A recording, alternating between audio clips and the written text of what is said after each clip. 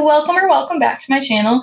For today's video, I thought we could try something a little bit different. So I am going to be doing the booktube newbie tag.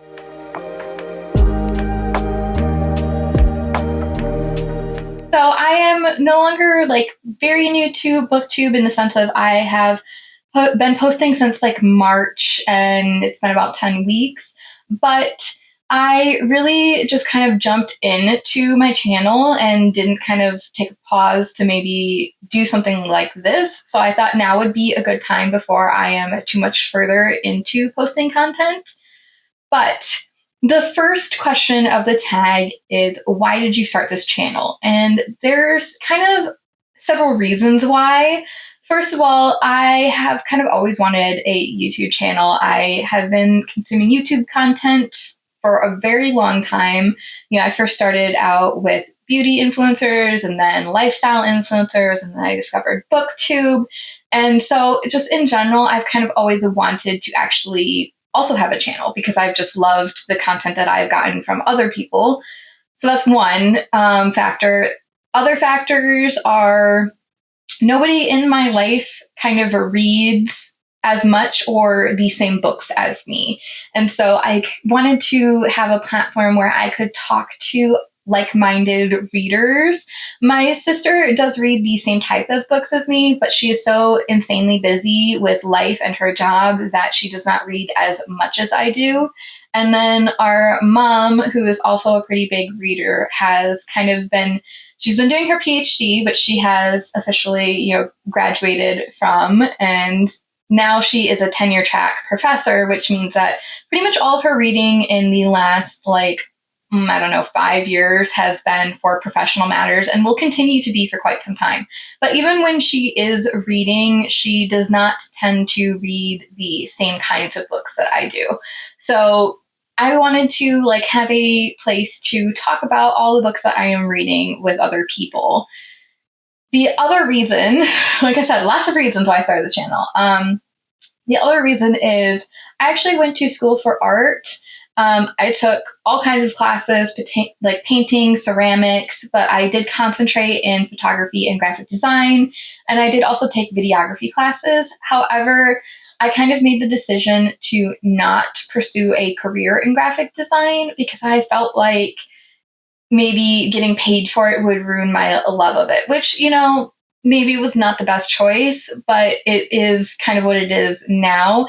And so these days I work for the local hospital doing payroll and kind of HR things for the nursing staff.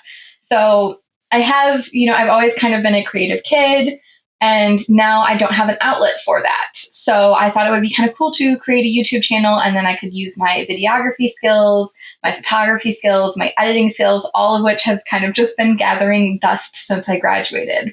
So those are kind of the three biggest reasons why I started my channel. One, I've kind of always wanted one. Two, I wanted to talk to like-minded people. And three, I am putting to use my creative skills that have been sorely, neglected, so to speak. So that is the first question. The second question is, what are some fun and unique things I can bring to booktube?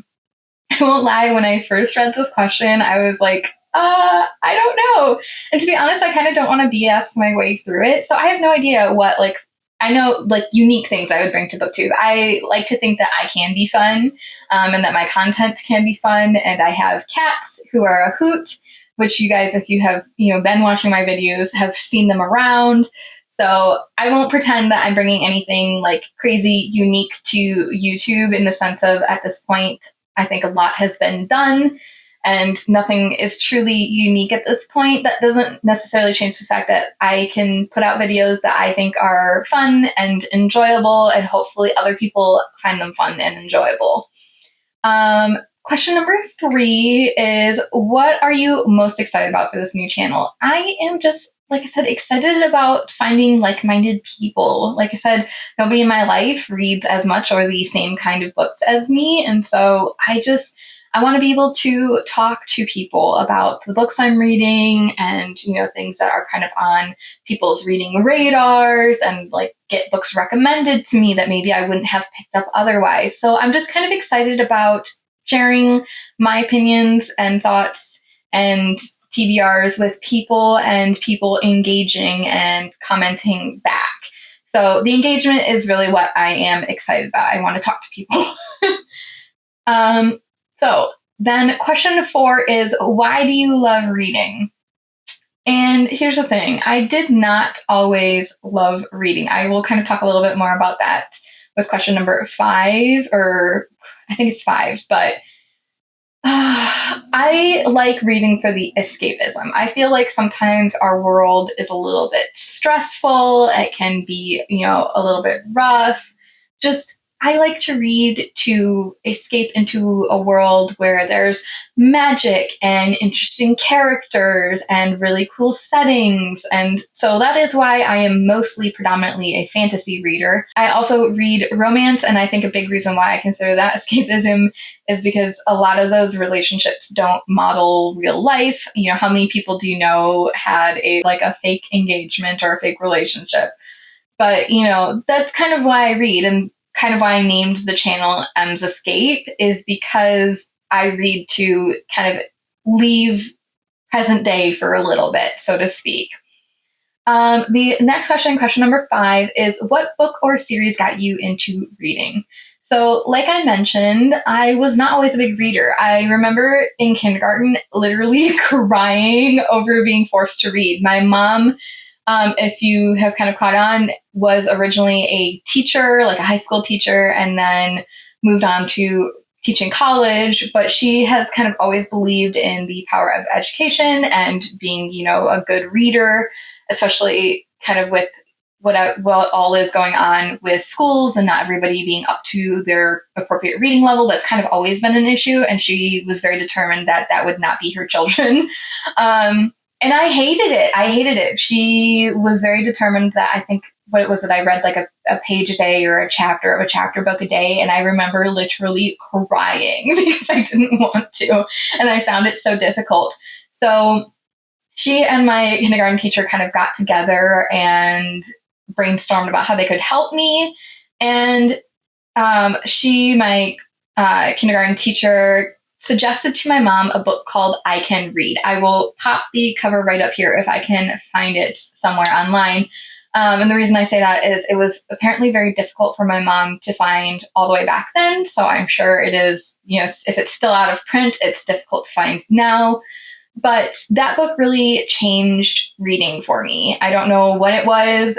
It just made it really easy. And so that is kind of the book that got me into reading, so to speak. The series, though, that really set off my love of reading, reading became tolerable and somewhat enjoyable with I Can Read. But the book the book series that turned me into a lifelong reader is Harry Potter.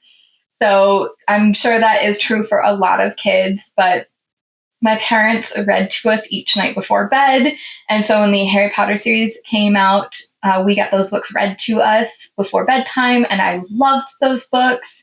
And, my dad sometimes reads books with funny voices. And so I kind of got a fairly immersive experience. So those are kind of the 2 books / series that I can pinpoint being the turning points in my reading journey, so to speak. The 6th question is, what questions would you ask your favorite booktubers? And I don't know. So some of my favorite booktubers are, my favorite is Ellen Catherine. I also watch Katie is Reading and Becca and the Books. I, of course, sometimes watch Sarah Caroli and Destiny Sidwell. So I am on BookTube for sure. I think that if I could ask any of them a question, it would be, do you ever wish that you could just read a book, maybe not have to come up with something to say about it for a video? So I've kind of been documenting most of the books I've been reading on my channel, and there are times where I have read a book or have, been halfway through a book and been I don't know what to say. I don't know what to say in my update. I don't know what to say in my final thoughts. And I've kind of tried to be transparent about it because I don't want to, like I said, BS you guys. So if I am struggling to come up with something to say about a book, I do say that. So in my recent reading blog, I read Water Moon, and I had really mixed feelings about it to the point where I wasn't sure I could articulate how I was feeling. And so I just kind of said in that video, I really don't know what to say. And, that's kind of a struggle, though. It's like, is that acceptable to have a channel to talk about books and then to say, I don't know how to, like, what I want to say about this book? So I guess that's what I would ask them is, like, do you guys ever, like, wish that not everything you read ended up on camera for you to kind of talk about? Because sometimes there's just nothing to say. Question number 7 is, what challenges do you think starting a booktube channel will be hardest to overcome? And let me talk about some of the challenges I have had. I don't know if you guys have heard me mention, but I actually film on my phone. I have an iPhone 13, and that's what I use to film because I do have a proper DSLR camera, but it's a Canon Rebel, and it's really not intended for videography use. Plus, there's no way for me to really, I feel like it's not a good filming camera. So I've been filming on my phone. So that's kind of been a struggle in the sense I feel the quality of the footage is not great. And then there was I had an absolute breakdown about this channel and whether or not this was a good idea about 3 weeks in, because my laptop that I use to edit is a 2015 MacBook. And she is showing her age. She really is. She is slow. The memory capacity is not great. And of course, videos take up quite a few gigabytes. And I was using my hard drive that I have been using since college for kind of expanding the disk space that I have to kind of store clips and finish videos and that kind of thing. And I dropped the hard drive, and it's like a proper hard drive with internal mechanisms. And I think it experienced what people are calling on the internet a head crash. And in order to retrieve the data from my research could cost me anywhere from $500 to $3,000. And I kind of had a breakdown. I called my mom and I was in tears. Lord knows that woman puts up with so much from me.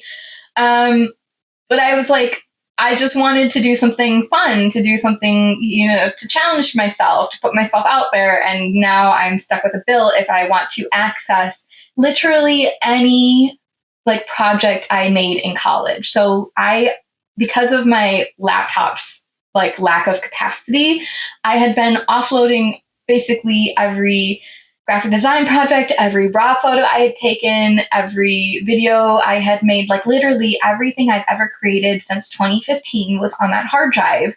And then I started using it for this channel and promptly wrecked it.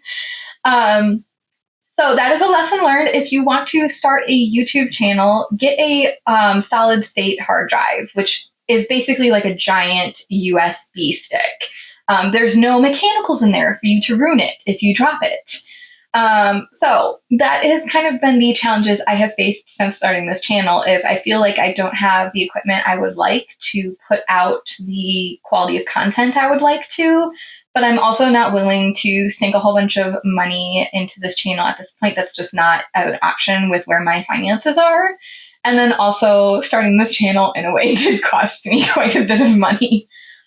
So, it is kind of what it is, but just know that if you are considering starting a YouTube channel, there will be difficulties. I am glad that I chose to press forward, even with everything that has happened, just because, I'm happy. This is, even if nobody watches, filming, editing, putting out is making me happy. So, just know that there will be roadblocks. I have experienced roadblocks, some fairly expensive ones, and I'm still here and I'm still happy to be putting out videos. My next question is number 8, which is, when did you start reading? So like I mentioned previously, my mom has kind of always been determined that my sister and I are, at least reading at an appropriate level. So she, like I said, when we were kids, always made sure that, we were reading. We had to do math books in the summer, which I hated. As an adult, I'm grateful that she did it, but as a kid, I was so resentful. So I've kind of always been reading, at least, in my memory, my parents read to us as kids. And then when we were of an appropriate age, they started having us read and read out loud to them. So, I was kind of prepared for popcorn reading when middle school and high school rolled around. But yeah, I kind of always read for as long as I can remember. And I'm kind of grateful to my parents for determining that that was something that they wanted to make sure that we were prepared for. Like, I was reading at a college level, I think late middle school or like early high school. And I'm grateful, like truly grateful that that was something my parents prioritized. Number 9 is, where do I read? So honestly, I have always done most of my reading on my bed. Like, as long as I can remember, back at home in my childhood bedroom, it was on my bed. Here, it's still on my bed. Sometimes I read here in my reading chair in my like office / library space. Sometimes I read on the couch. But to be honest, most of my reading is not on my bed. So, if you guys see me reading, here or on my couch or somewhere else, chances are I went, oh Lord, I don't think I should post yet another clip of me reading on my bed, so let me move. So that's kind of just the truth. I do most of my reading on my bed. Number 10 is, what kind of books do you like to read? So as I mentioned previously, I am a big fantasy reader. My second most read genre is romance. I do also enjoy a good historical fiction, a good thriller mystery, but mostly I've always been a fantasy reader. And then as an adult, I've started to read more romance as well. So those are kind of my two biggest genres. And then the last question is, what does your book collection look like? And I, according to my library app, own about 730-ish books. And my collection is kind of eclectic. That's not every book I own, because I don't think like I scanned any of like my childhood books, like Guess How Much I Love You and like those kinds of like, bigger picture book style books. So that's not every book I own, but I have a bookshelf still in my childhood bedroom. My parents have not like booted everything I own out of that room, which I appreciate. So there is a bookshelf in there that holds a lot of, like I said, my picture books and that kind of thing. And also like childhood favorite series that I didn't want to bring here. For example, the Warrior series. I don't know if anybody remembers those books. I will pop up a cover right there. But as a cat lover, I loved those books. So most of my books, well, a lot of my books are there. Not a lot of them, actually. I would say like a quarter of my collection is there. And then I have a home office / library room in my apartment, which is where I am currently sitting. I don't know if you can see them, but I have some floating shelves right up here. And on my floating shelves, kind of the left-hand section is like middle grade and childhood favorite series that I want here, because sometimes I do reread them. Some things that are good just stay good. And then I have for my romance shelves, which if you watch any of my videos, you will have seen me standing in front of.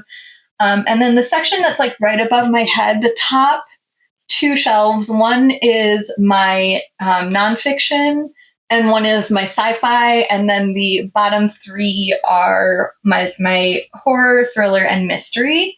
And then across the way, I have a calyx with all of my fantasy on them, which I've kind of divided by hardback and paperback. And then I have some other floating shelves next to the calyx where my fantasy books are that have all of my fiction, like historical and non-historical. So that's kind of my collection. Honestly, I don't know if you guys have any interest in a like library tour, so to speak. I don't really call this a library. I call it my office / book room. But I don't know if you guys really have any interest. If you want to see it, let me know down below. I will say that I do have plans to overhaul this room. It does involve some IKEA furniture, of course. And I do also have plans to eventually replace this chair. But I was kind of waiting to do a like tour until I had done some updates, because this room is still somewhat eclectic. But if you guys want to see it now, I'm happy to show you. Just let me know. So that brings us to the end of this tag. If you guys have any questions for me that were not addressed in the video, I feel like the tag is more to get to know like your goals and kind of your background in reading. So if you want to know any more about me as a person, do just let me know down in the comments. As long as it's nothing like too personal, I will answer. But if you liked the video, please give it a thumbs up. If you would like to stick around for a while, please subscribe. Either way, I appreciate you joining me. Have a good one. Bye.